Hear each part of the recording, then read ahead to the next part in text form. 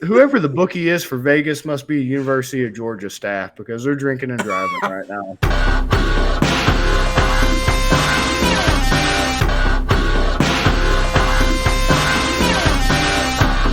Welcome into Tapping Vegas, brought to you by Better and Green. We had another winning week last week, and the UFC returns to Salt Lake City. Bobby, UFC 307. This is going to be a big card. Poatan is back.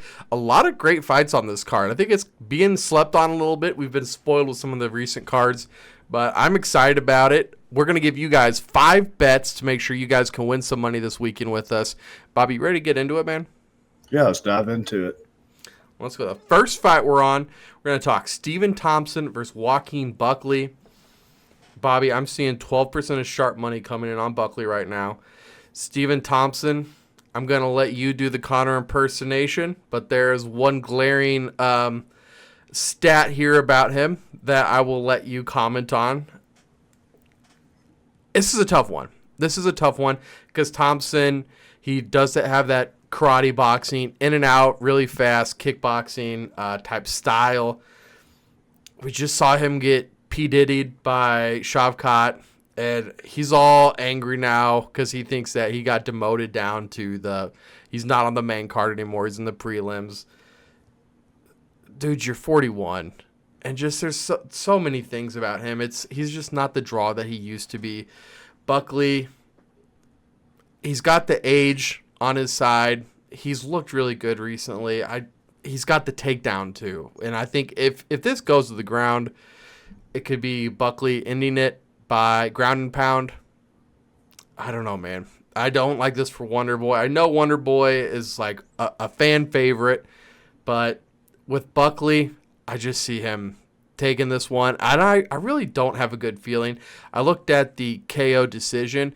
It only takes off like 20 points. 20 cents, whatever you want to call it. It knocks it from a minus 225 to like a minus 195. You're not getting much knocked off. So I guess here I would just go the Buckley money line. I don't have a great feel on this one, so I am interested to hear what you have to say, Bobby. 40 years of age, actual fucking age. Thank you. So you made an interesting point that I hadn't considered. You were talking about if it goes into grappling exchanges that Buckley would have the edge. What do you think of then about a KO, TKO, or sub-double method for Buckley at a plus 225? I worry that Thompson's able to dance around and eats up enough time that this goes to decision. That's what worries me. Yeah, because how I see it is primarily striking. Because, I mean, if it does go to the floor, then yeah, Buckley has a decided advantage there just by being physically stronger, younger, more athletic than Wonder Boy at this point in his career right now.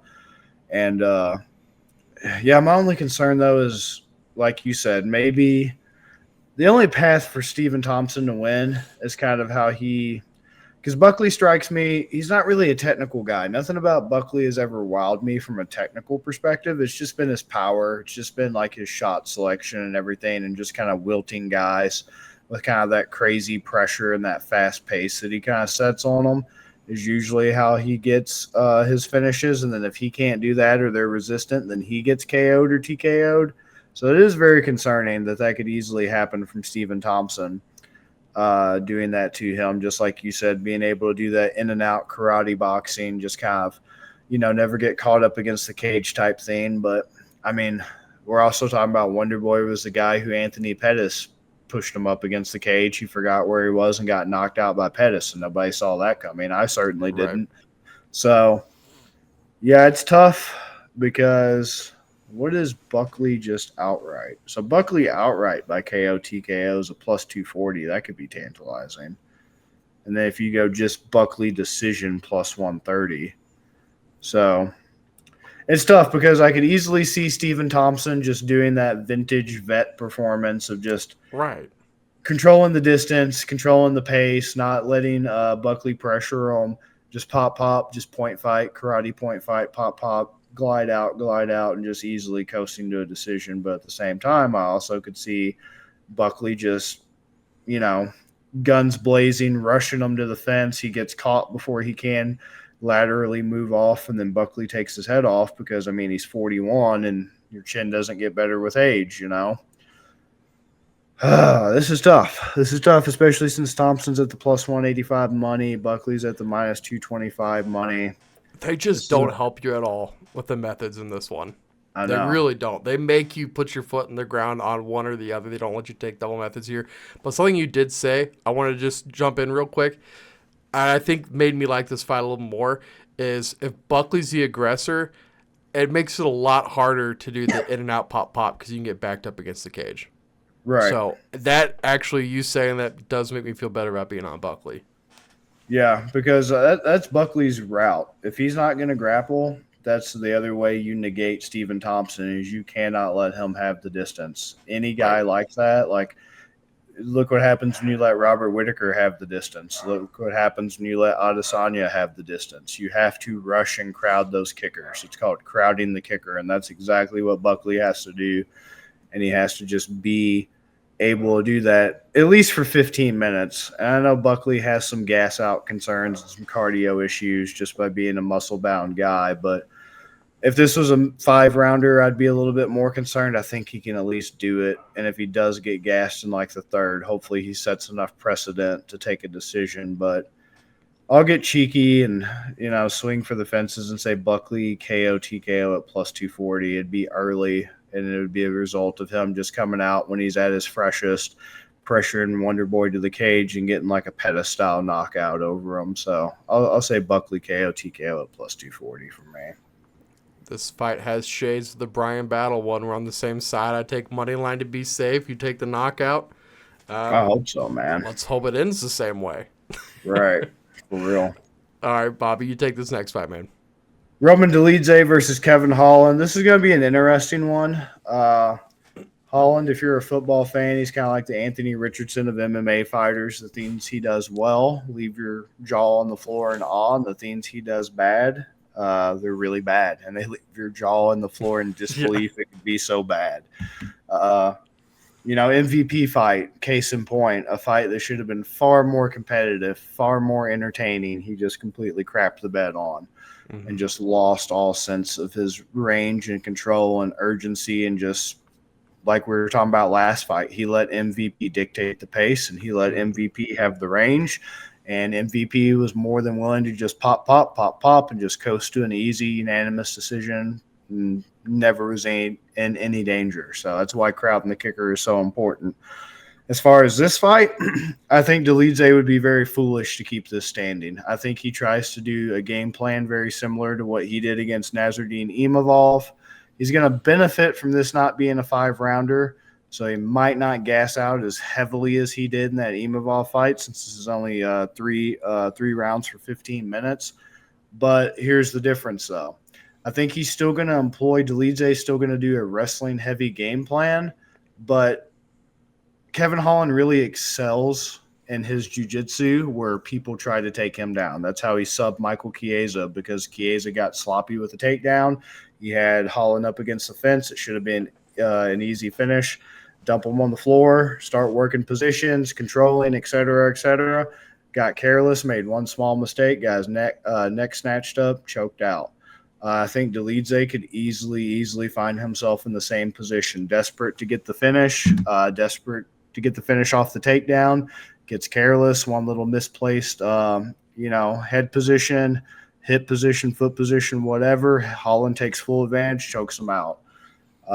If he keeps this standing, he definitely has no chance. Dolidze definitely does not stand a chance. So I really think he's going to try to come out and he's going to try to wrestle, and that's his best avenue, but it's also going to be the one that just leads him to failure. I know Kevin Holland can also be choked out himself, most infamously from Brendan Allen. But if I'm being honest, Brendan Allen is a way better submission artist than Roman Dolidze. He's known for his rear naked choke finish. I think he has like 8 in the UFC. Dolidze is very much just like a traditional wrestling, looking for pin control time guy. And he's just going to really struggle to get that against Kevin Holland, because Kevin Holland is so offensively sound when he gets his grappling engaged. I mean, look at what happened to Olajaychuk. Olajaychuk instantly realized couldn't stand with Kevin Holland, almost got his elbow broken. Mm. Michael Chiesa, already mentioned, got choked out, sloppy takedown. Tim Means got Brabo choke, same thing. Uh, Charlie Ontiveros got submitted from a slam because Kevin Holland slammed him, trying to take him down. Like, I mean, what more do you need? Like, he lost to Brendan Allen in rear naked choke, but that's the only guy who has, besides Hamzat. Once again, Hamzat is in a league of his own. So Hamzat choking him out, not really surprising. Dude's in a league of his own. Brendan Allen's in a league of his own. Roman Dolidze, let me double check. I don't think Roman Dolidze has any UFC subs. So it's going to be a long night for Dolidze. Yeah, he primarily, actually, he's either gotten TKOs or decisions. He has no submission wins. Hell, he doesn't even have, well, in the regional scene. His first 3 wins on the regionals were subs, but there's a reason why he had those in the regionals and he hasn't had them in the UFC. Sometimes that just doesn't translate to higher levels of competition, and I don't think it's going to translate in this fight to this level of competition either. So, yeah, really just see that playing out. Wrestling heavy game plan from Dolidze. Don't think he'll gas out, but I think he'll get careless early in the fight. Kevin Holland's going to take advantage, and pretty much it's going to be his choice. He's either going to lock up a Brabo/Darce, same thing, not arm triangle, arm bar, whatever he wants. He's got options there. He's going to take the options, and Dolidze is just going to be kind of perennially stuck where he's at, unfortunately. And unfortunately for Kevin Holland, he's probably going to get some confidence, think he's finally moving up in the world, lose his next fight, and then just keep kind of bouncing around, kind of being the spotty guy that unfortunately he's kind of turned into. But yeah, Kevin Holland, they got quit. I'm disgusted. Kevin Holland at plus 700. Who's asleep at the wheel at Vegas? Whoever the bookie is for Vegas must be a University of Georgia staff, because they're drinking and driving right now. They're drinking and driving to let you get Kevin Holland sub at plus 700 right now. I want to speak to the manager. I'm sick of it. Downright sick of it. Yeah, right now, this fight should be a lot farther apart. Holland's a minus 155. Dolidze is a plus 130 if you're just looking at money line. What about winning method here? Let me see if I double up. Even if you go Holland KO TKO, because Dolidze is dumb enough to keep it standing, Holland KO TKO subs plus 250. So, could it go to decision? Of course, it could go to decision, but I just don't feel like it will. I'm going to hear what you have to say, and then I'll make my official prediction. I'm still rolling with Holland so far, but what do you got?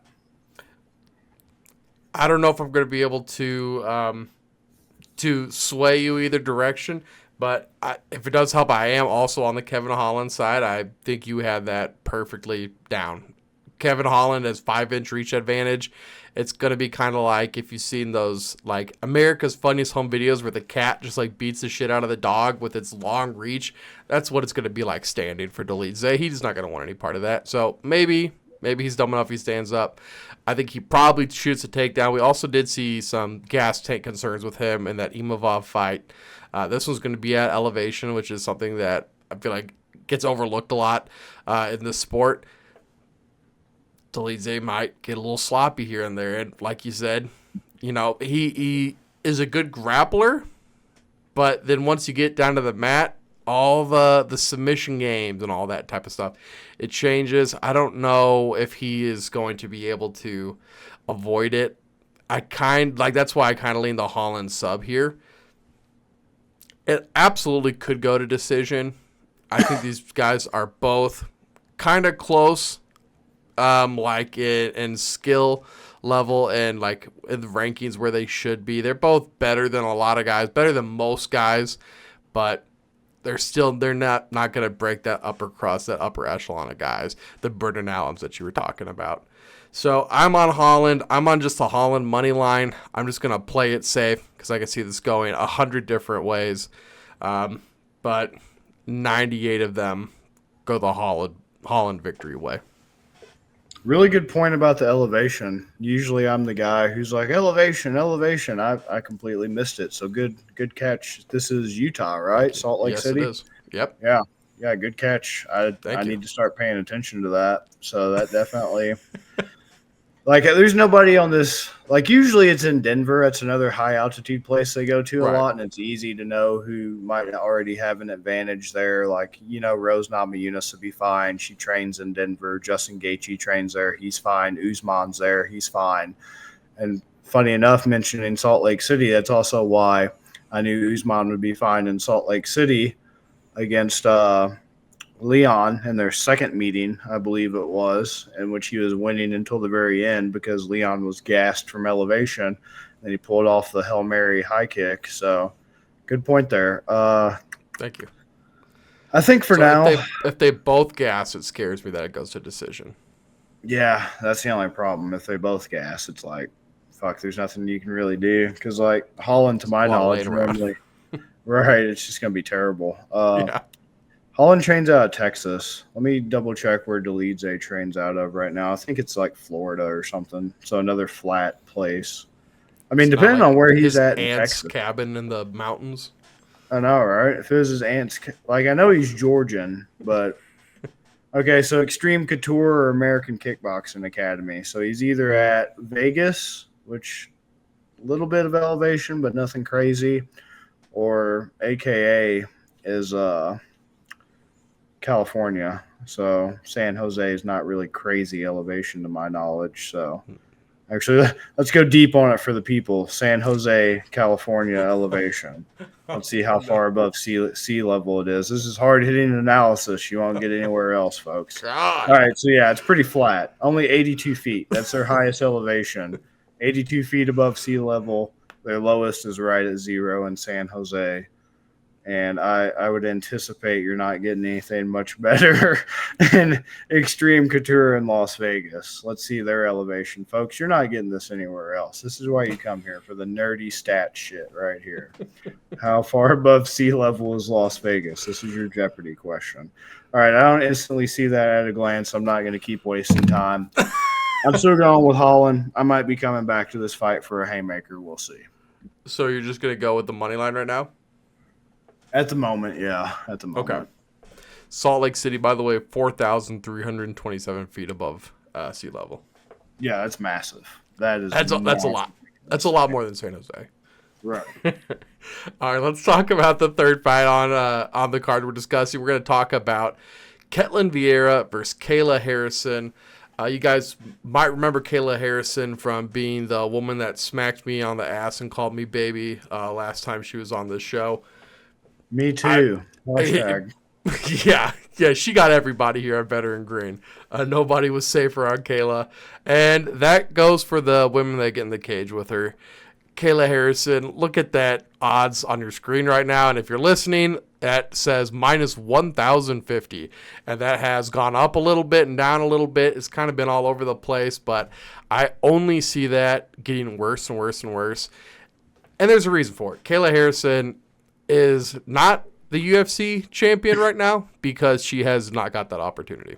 Bobby, correct me if I'm wrong. If she got that opportunity, if this fight was for the belt, she would win, right? I believe Kayla Harrison will, yes. I believe she is like the highest ceiling female fighter. Definitely in that division by far. I agree. And looking at her stats right now, she is leading in every category except for takedown accuracy. She's got 40% versus Vieira's 44%, but she also attempts 4 takedowns, a little over 4 takedowns a match. So sometimes you just chasing them, right? And that's all right. Really high strike volume also. This is going to be one of those where you obviously can't take the money line. It's way too high.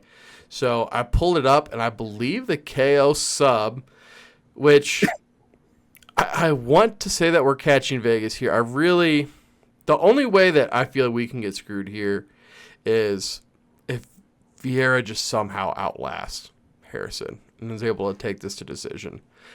And that is the only thing, because I don't think she can win. I really don't think that there's, unless, and we've seen Kayla Harrison cut the weight. I know it's kind of a hell of a cut for her, but she can do it. Once she gets there, she'll be all right. By the time she gets in the cage, she'll be back up to a weight that's more comfortable for her. But the way that Vegas is looking at this right now is that it's women's MMA, and that a lot of the times women's fights go to decision because we're seeing Kayla Harrison KO decision at minus 350, submission decision at minus 280, but KO sub, which is the one that feels the most that could happen, is at plus money. We're getting her from minus 1,050 money line to one of the methods in a decision at minus money. And then she's such a beast, we think she's going to end it at plus money. That's where it feels like a trap. And Bobby, I don't know which way you're going to go with this.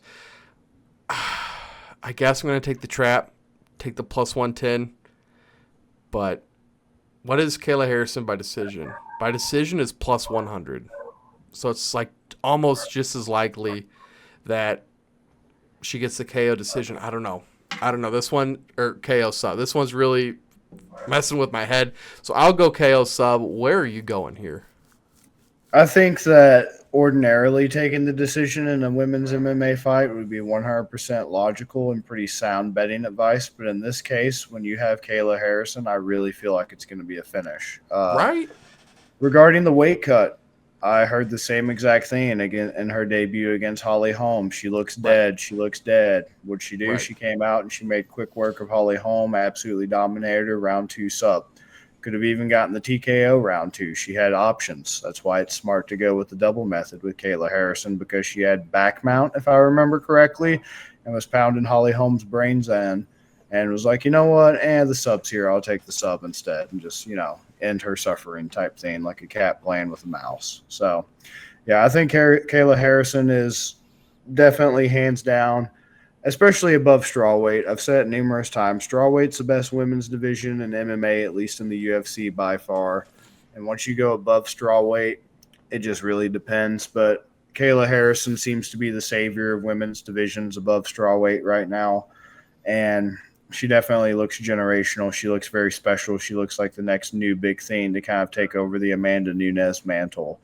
And I think Vieira is definitely a good test. It's definitely a good step up in comp from, washed Holly Holm. But unfortunately, even for Vieira, just with the credentials Harrison has, I believe another Olympic judo gold medalist, I believe, the grappling, the striking, the strength, the athleticism, everything she brings to the table is just completely unlike, what any of these other female fighters have ever experienced. You can't find training partners like Kayla Harrison as a female. It's very difficult to find a woman that athletic, that explosive, that strong, with that level of grappling knowledge and technical expertise. You can't find women that hit that hard.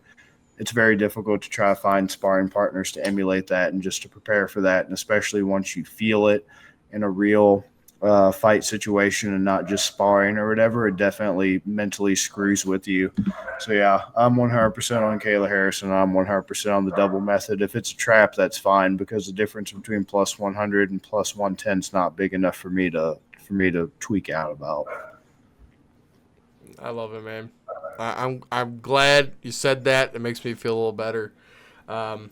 Did you know that the Ghost Rider for TI is actually like all of Kayla Harrison's previous opponents? Say you can have whatever you like. Oh, there we go. There we go. You want a sub? Take it. You want a knockout? Take it. You want to mount my back? Take it. Go ahead. There's nothing I can do anyways. Yeah.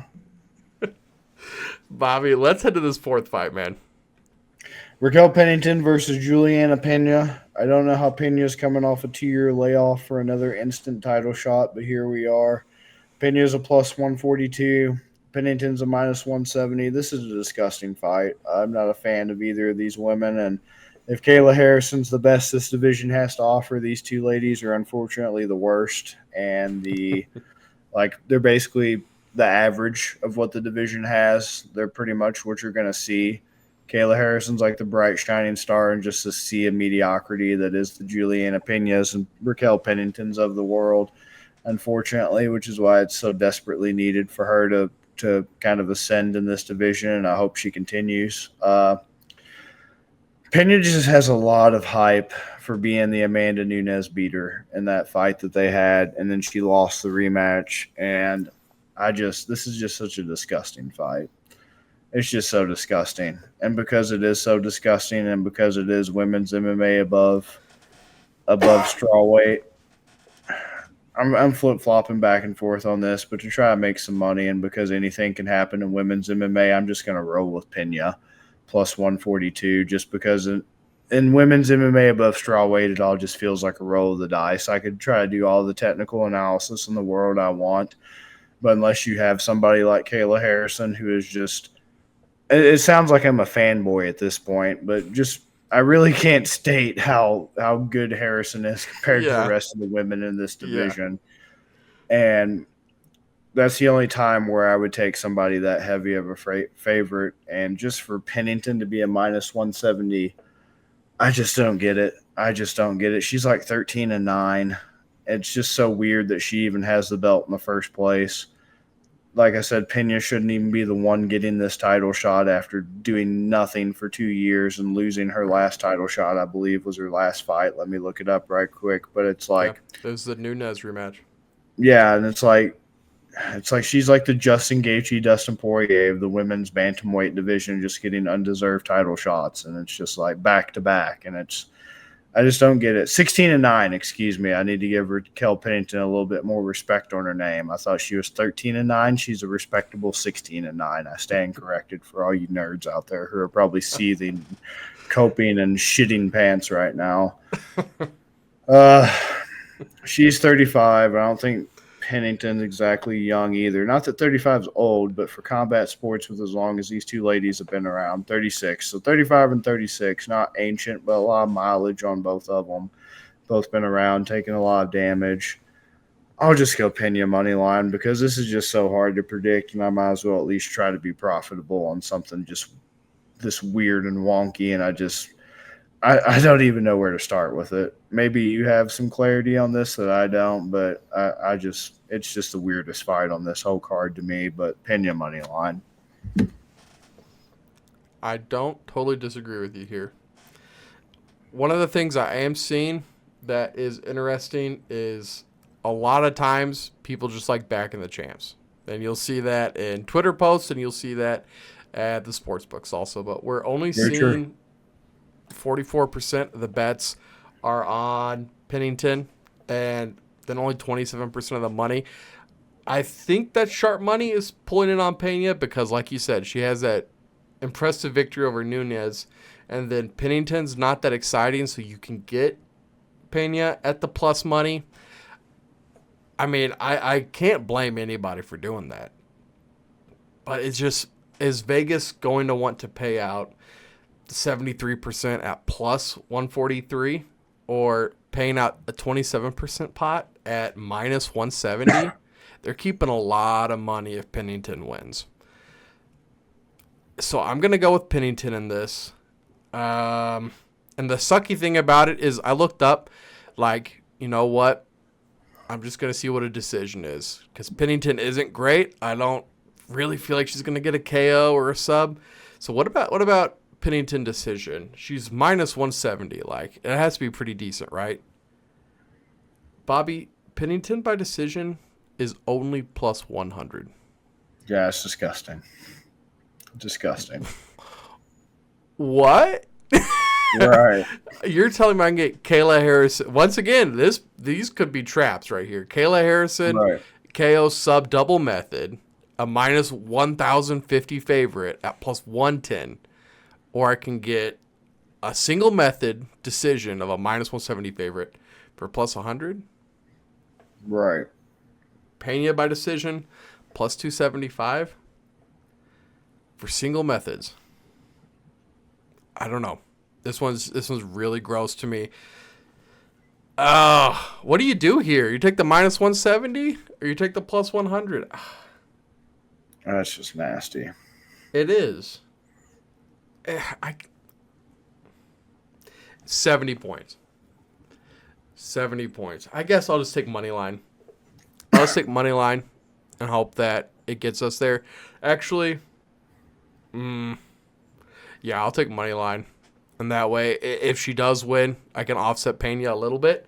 But Right. hopefully you're just the one that's right and you get to cover this whole nonsense that I just said. But it's just like Vegas and just everything about this fight, nobody knows what the hell to make of it.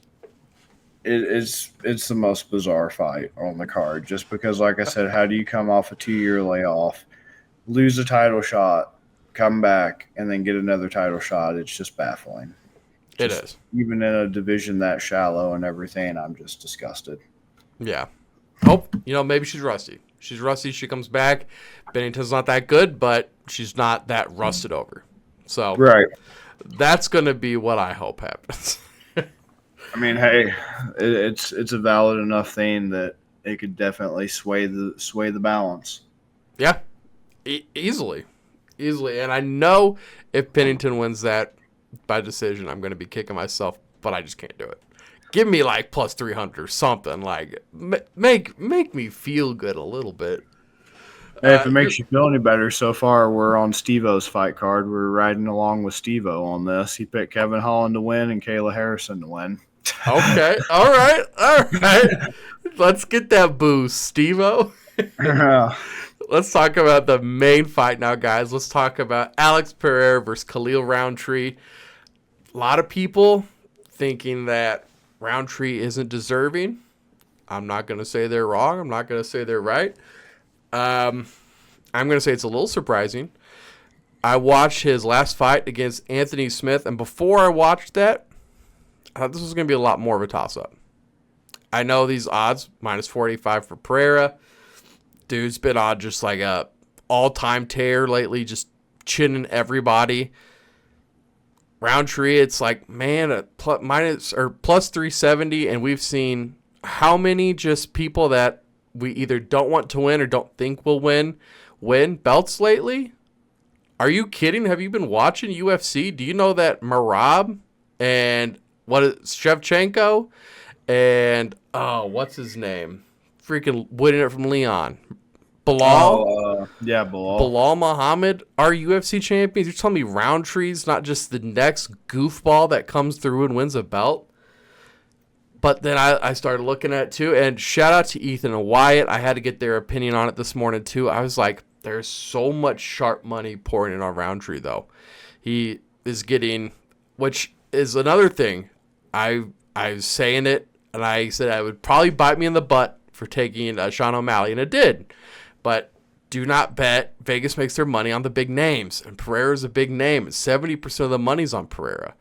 30% of the money's on Rountree, and then we're pouring in 54% of the money, 30% of the bets, 54% of the money is on Rountree.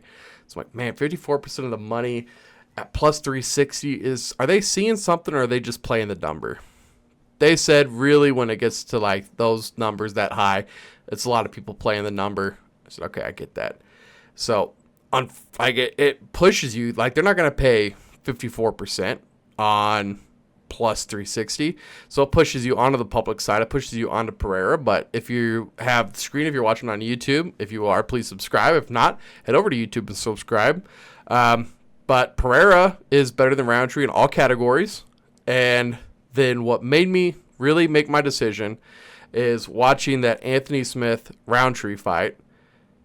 Bobby, Anthony Smith, would you say he's an elite fighter? No, not. He's shown flashes, but he's just never been able to put it together. Right now, would you say he's great? Definitely not great right now. Would you say he's like very good? I would say he's good. Good's Okay. the best I could probably give him. Okay, that's as high as you're going. He's good. So like grades out to like a C minus. Okay, that's a passing grade. This man was backing Rountree against the cage like you would not believe. I was shocked. Yeah. He walked him down and got his ass kicked the whole time until he got chinned. And so Rountree's able to play off the cage. It's going to be a little different story with Pereira. And I think Pereira coming forward, he just comes forward, took out Hill. Yuri the first time went forward, took out Yuri. Yuri the second time, Yuri just kind of lost it. You're just a crazy dude. And just, that was gross the second time. I don't know what Yuri was doing. I think I was on Yuri that time. I was like, oh my God, I can't bet on this man ever again. But this fight, Pereira coming forward to Rountree. I don't see how Pereira doesn't just knock out Rountree here. And I don't even know. I need to look up what the round props are. But I think here, obviously you can't take the minus 470, so you're going to have to go the method. Which also, hold up real quick. I've been seeing so much stuff about the Pereira sub that it's a little concerning. And then I saw today interview with Harrison, and her and Pereira were talking. They're like, oh yeah, let's mix it up. Like Harrison gets the KO and Pereira gets the sub. And after I sent you that one screenshot, and I'm like, why am I seeing so much Pereira sub stuff right now? Right. Pereira by KO minus 330, by sub plus 1600. Wow.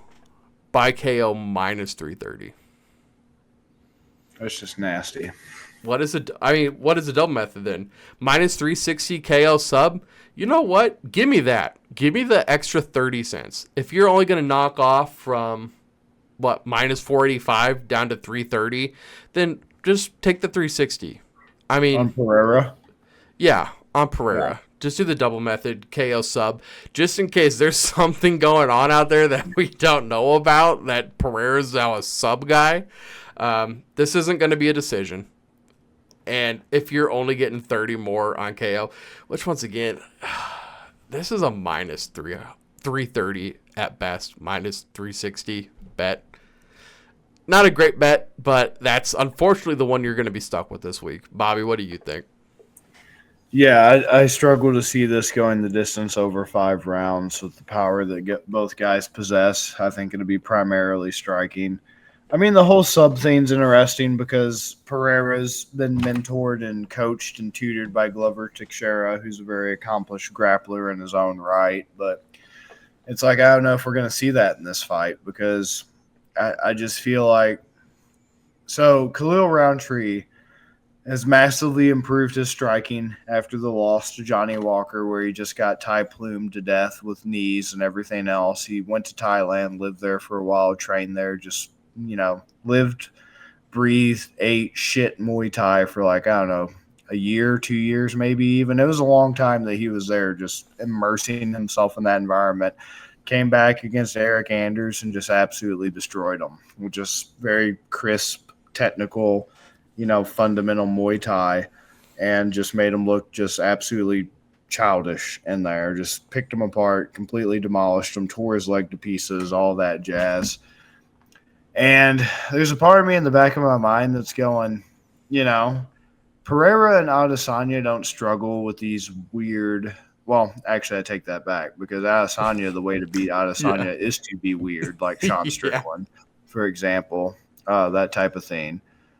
But it's like, I don't know. What I'm getting at with this is Rountree is at least one of the better strikers that Pereira is going to face in this division and everything. But I also kind of felt that way about Jamal Hill, except the difference is Jamal Hill's boxing and his hands versus Rountree's Muay Thai. But it's both a situation of guys who have pretty good striking, technical aspect-wise, definitely power-wise, putting guys on their asses, et cetera, can turn the tide of a fight at any time. But other than that, it's just like they're still just not on Pereira's level. Like Pereira also has power. He has skill. He has the technique. He has the well-roundedness and all that. And it's just like, I don't get it. I don't know. I just don't think Rountree is going to be able to do it. It would be a great feel-good story. Rountree's been one of my favorite fighters for years now. He's very inspirational. He was another guy like Brian Battle that started out like 300-something pounds, just went to an MMA gym. He just wanted to lose weight, get confidence. It ended up, being parlayed into a career for him now, and now he's jacked and in shape. And, in the words of Joe Rogan, a good-looking guy, no homo. But I just don't think it's going to be a feel-good story. His dad was like a tour manager for Boys to Men, got murdered when Khalil was a young guy, so he, didn't have his father. It's a great story, and he's a great person, but unfortunately, this isn't a storybook. I would love for him to be able to have that storybook ending and, get the belt and, defend it a few times and retire on top. But it's just so hard to get that in a sport just as unforgiving as MMA. Yeah. And as much as I like both guys personally, and I both think they're great fighters, and I respect the hell out of both of them, I just think it's going to be another relatively easy night for Pereira. I do have something to kind of get your opinion on here, though, as I'm looking at DraftKings. So DraftKings, to kind of take the sting off of how bad you're getting Alex Pereira at with this fight, has something a little bit spicy that I could potentially see playing out, but I'm curious as to what you think. So if you go with Pereira to win, method of victory KO TKO, but you pick over 3.5 rounds, plus 800 right now. Over 3.5 though. Yeah, because Roundtree's tough. He is a durable guy, like you were saying. Anthony Smith was putting a shellacking on him until he decided he was going to chin Anthony Smith. Anthony Smith, for all of his faults, does seem to be a powerful guy. Because right now it's at like just the over under Yeah. on the fight is at 1.5. So to go all the way up to 3.5. Yeah. And I don't know. I feel like it could get. I feel like it's probably gonna end in the second or third. So I'd do. You said under 3.5. No, over 3.5. Oh, Yeah. I don't know. That would be tough. That'd be tough for me. I think you'd Yeah. be sweating for 17 minutes, 17 and a half minutes. That's true. That is true. It is 17 and a half minutes. When you put it like that, it makes it definitely sound a lot more difficult. So that's fair. Fair point there. I mean, what we see? I thought that what's his name was going to last a lot. Curtis Samuel was going to last a lot longer with or was it no Curtis Blades? Curtis Blades Curtis against Blades against Aspinall. Aspinall. Yes, that's the one. I was like, I think it's going to last a lot longer. The Aspinall just went out and wrecked him. I'm like worried that's what's going to happen here. Yeah, true. Good point. I'll just go with what you're on then with that double method just to be safe. Just to be safe there. Yeah, this one's gross. There's just no way you're not making it out of this one. Vegas is making money off this fight. Nobody else is. Right. All right, That's the Bobby. nasty part. Last week, you hit a plus 500 on the battle. Thank you, battle knockout, and you've just been hitting these big numbers. And so it's the time of the show now where I need a haymaker from you, a big odds play that can make us some money. I mean, it's got to be Kevin Holland, right? There's nothing else that's really that good on the 5 fights that we just covered that has like a realistic chance of also happening, right? Like, yeah, I think so. I mean, I feel like it's either that or Buckley. You got to go with either one. And they're both kind of ugly. But out of those fights, like, as much as I like Buckley and I do think he's got it, I just would rather go with Holland because I really just in my gut just see Holland locking up the sub. I just see that Holland sub. I think that Stephen Boyd's going to dance around a lot more, and so it's going to be a lot harder. Like, you either have to catch him to finish him for Buckley or take him down. I don't see him subbing Wonder Boy. So I'm with you, man. I think Dolidze knows he can't bang with this guy, so he's going to go for the takedown. So you're thinking Holland sub at the plus 700? I'm thinking so. I just feel like he's going to take him down. He's going to have a rush to take him down early. He's going to get careless. You made the point that it's at elevation. Obviously, it doesn't favor Holland either. He doesn't train at elevation either. But at least I did see a picture where I feel like he's probably been in Utah training and prepping maybe longer than Dolidze because he posted this is another hard-hitting piece of analysis you won't get anywhere else. Kevin Holland went hunting in Utah to the point where he was acting like he might be late for the press conference because he was out there hunting.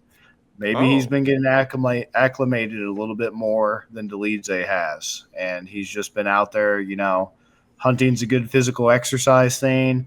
getting out there in elevation, getting some nature exposure, walking around, getting your lungs and cardio respiratory system used to that elevation and everything. I mean, obviously, when you're training and striking and sparring and, grappling and everything, it's going to help too. But I don't know. Maybe Holland has the edge. Maybe he's been out there a little bit longer getting acclimated than Dolidze. It is a common tactic for fight camps. They know they're going to be fighting at elevation. They want to go out there a little bit early, get used to it. I just feel like Dolidze is just going to get careless. He's going to be desperate for the takedown, especially if he is getting lit up on the feet. Oh, you're a wrestler now. Darst. Like Kevin Holland's Right. like the Darst guy. Him and Tony Ferguson, Darst Knights. So Holland sub at plus 700 seems like a good haymaker. I like it, man. I like it. I like that we're on a lot of the same sides in this one, too. Chance to make some really good money this week. Guys, if you haven't yet, make sure you guys subscribe. We put out a new episode for every card, giving you guys 5 fights to make some money on. Bobby, it's been a blast, man. I'll see you in the next episode. Peace. Peace.